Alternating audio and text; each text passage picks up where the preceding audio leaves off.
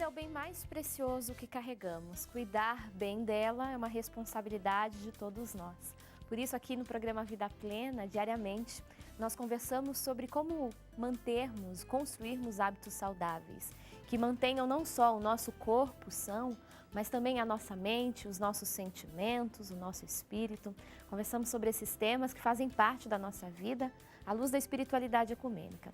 Isso não significa abordar os temas de aspecto de uma religião ou de outra, mas compreender que o ser humano é muito mais do que apenas o seu organismo físico, biológico. Temos os nossos sentimentos, os nossos pensamentos, que merecem ser estudados e compreendidos.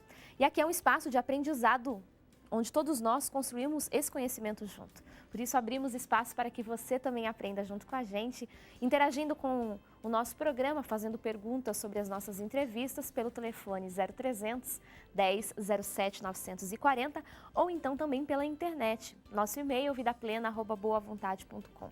Nós vamos conversar agora sobre hábitos que previnem o acidente vascular cerebral.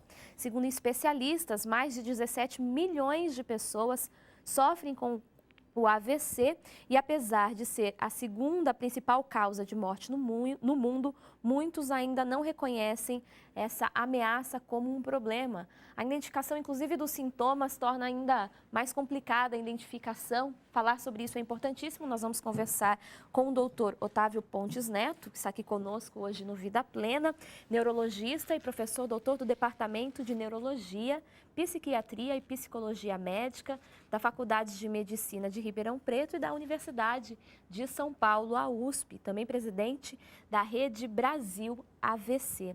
Doutor Otávio, muito obrigada pela presença aqui no nosso programa. Prazer é meu, Letícia. Conversar sobre esse tema é muito importante e ele está diretamente relacionado aos bons ou maus hábitos das pessoas, doutor? Com certeza. Como você falou, o acidente vascular cerebral é a segunda maior causa de morte no mundo, mas é uma doença que é possível ser prevenida, né? Existe prevenção para AVC. É possível reduzir em até 80% o risco de alguém ter um AVC com o controle de alguns fatores de risco modificáveis, né? Como o controle da pressão arterial, controle do tabagismo, parar de fumar, controle da diabetes, do colesterol, a obesidade, o sedentarismo, né? Então, o AVC ele não acontece de forma isolada no organismo, ele está normalmente associado a outros problemas. Sim, ele geralmente é a consequência de outros fatores de risco que levam a um risco aumentado da pessoa desenvolver o acidente vascular cerebral. Perfeito. Bom, a gente tem inclusive uma pergunta sobre esse tema, chegou para a gente pela internet, a Simone Braga, da capital paulista, pergunta o seguinte: qual a relação da trombose com o acidente vascular cerebral? Como perceber os sintomas da trombose, doutor? Na verdade, eu gosto muito dessa pergunta porque existe um erro de concepção. É difícil a gente falar de AVC no Brasil porque existem muitas denominações diferentes para a doença, né? Então, o AVC é chamado de trombose, de derrame, de congestão, passamento, né? Então, na verdade, o nome que a gente recomenda é acidente vascular cerebral e a trombose é, na verdade, uma das maneiras pelas quais o AVC pode acontecer, né? É um dos tipos de AVC, né? O AVC ele pode ser isquêmico ou hemorrágico, existem dois grandes grupos. O isquêmico, que é 80% dos casos, ele é causado por um entupimento de um vaso que leva sangue para o cérebro. Esse vaso entope por trombose, né? Então, a trombose é um mecanismo pelo qual o AVC acontece, né? E o AVC hemorrágico, que é em torno de 20% dos casos, onde ao invés de entupir esse vaso do cérebro, ele rompe. E existe extravasamento de sangue para dentro do cérebro, daí vem o nome derrame, que as pessoas costumam chamar de derrame. A gente tem recomendado à população que utilize o termo AVC, né? Que lembra cérebro, que é uma doença do cérebro, que pode ser causada ou por entupimento ou por sangramento de vasos do cérebro. Nesse caso, a incidência de um ou de outro também depende das doenças associadas a ele? Sim, doutor? Sim. Alguns fatores de risco são incomuns tanto para o isquêmico como hemorrágico, como, por exemplo, a pressão alta. Então, a pressão alta aumenta o risco tanto de AVC isquêmico, que é aquele que entupiu a artéria do cérebro, como o AVC hemorrágico, que é aquele onde existe um sangramento dentro do cérebro. A gente já mencionava os riscos, o senhor mencionava as doenças associadas. Uma coisa que me chamou a atenção, a gente sempre destaca aqui no nosso programa, como hábitos saudáveis contribuem de forma significativa para que a gente consiga ter uma vida de qualidade com relação ao acidente vascular cerebral? Isso também é extremamente relacionado. Uma alimentação saudável, hábitos como a prática de atividades físicas reduzem também o risco? Sim, com certeza. O acidente vascular cerebral, está relacionado com hábitos de vida inadequados, como excesso de alimentação inadequada, sedentarismo, obesidade. Então, esses fatores aumentam o risco de AVC. Né? Então, o controle adequado desses fatores de risco pode reduzir significativamente o risco de AVC. Certo. O senhor mencionava que o tabagismo também. Sim. E os hábitos com o consumo de bebidas alcoólicas? Sim, o álcool em excesso, ele aumenta o risco tanto de AVC isquêmico como de hemorrágico. Né? Então, a ingesta descontrolada de álcool, né, ou diária, né, leva a um aumento do risco de acidente vascular cerebral. A gente sempre fala aqui, né, sobre os riscos que hábitos não saudáveis trazem, por isso dentro dessa campanha Pela Vida, a gente sempre incentiva, né, o não consumo de álcool, o não consumo do tabaco também, para que a nossa vida ganhe qualidade. A gente já tem tantos fatores aí que podem trazer riscos que a gente não se coloque em mais riscos com esses hábitos. Agora, doutor, existem relações, por exemplo, com relação a gênero? A mulher está mais propensa a ter um AVC do que o homem ou o contrário? O AVC pode acontecer em qualquer idade e em ambos os sexos. Né? Ele pode acontecer desde crianças, recém-nascidos, até idosos. Isso é um dado importante, inclusive, porque muitas vezes a gente associa uma doença já na melhor idade e tudo mais. Ele acontece em qualquer idade, mas a frequência de AVC é muito maior em indivíduos acima dos 50 anos. Certo. Tá? E a causa do AVC também é diferente, né, em crianças e em adultos. Então, esses fatores de risco principais, eles têm um efeito maior sobre o adulto e na melhor idade. Né?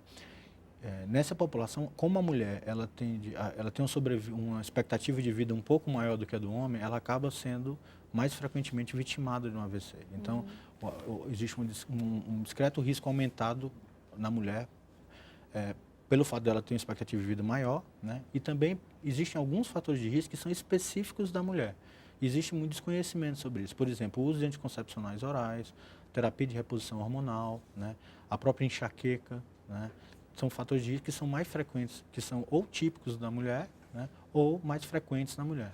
Perfeito. Agora, doutor, o senhor menciona isso, a gente já fica em alerta.